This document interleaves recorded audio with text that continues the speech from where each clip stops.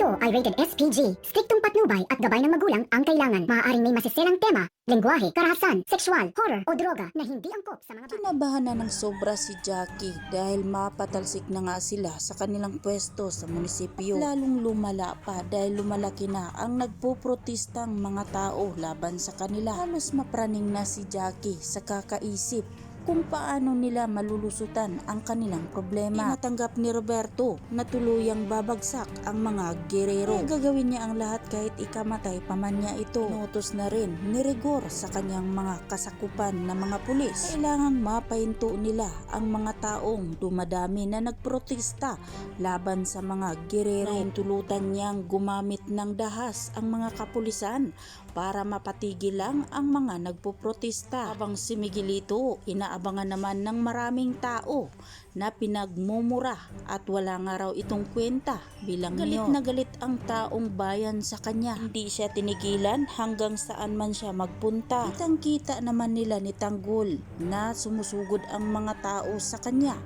kaya pabor sa kanila na sumusunod para hindi sila mapansin. Tumiksik sila sa maraming tao para sundan si Miguelito hanggang sa nakapasok na nga sila sa loob ng building. Habang si Miguelito, hinarap naman si Commissioner Medina. Ang loob ni Miguelito na sinabi kay Commissioner Medina ay hindi pwede lumabas ang recount ng eleksyon lalo pat si Tanggol ang nananalo. Giniit naman ni Commissioner Medina na hindi pwedeng hindi malalaman ng Maynila na si Tanggol talaga ang nanalo sa eleksyon. Hindi matanggap ni Miguelito ang buong katotohanan na sinabi ni Commissioner Medina. Kaya naman agad niya itong tinutukan ng baril para patahimikin. Nagulat na lang si Miguelito nang biglang tumawag si Tanggol sa kanya, sabay pinapaputukan. Naman natamaan si Miguelito at bigla nga siyang natumba. Mabilis ngang nakabangon si Miguelito at tumakbo ito. Inutusan ni Tanggol si Bundog na itakas si Commissioner Medina. Ilawak nga ni Commissioner Medina ang resulta ng recount sa eleksyon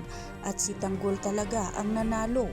Kaya balak ni Miguelito na patahimikin ito. Ngunit hindi tinigilan ni Tanggol si Miguelito hanggang sa mahuli niya ito. Kaya nagkaharap na naman silang dalawa. Dito na nga natin malalaman kung sinong matirang buhay sa kanilang dalawa. Mukhang mamamaalam na si Miguelito dahil nga ay pinilit na lang niyang lumaban dahil sugatan na siya. Kaya sa pagkawala ni Miguelito ay tuluyan na ngang makaupo si Tanggol sa munisipyo. Yan ang ating pakatutukan at aabangan sa susunod pang mga kaganapan dito lang sa FJ Batang Quiapo.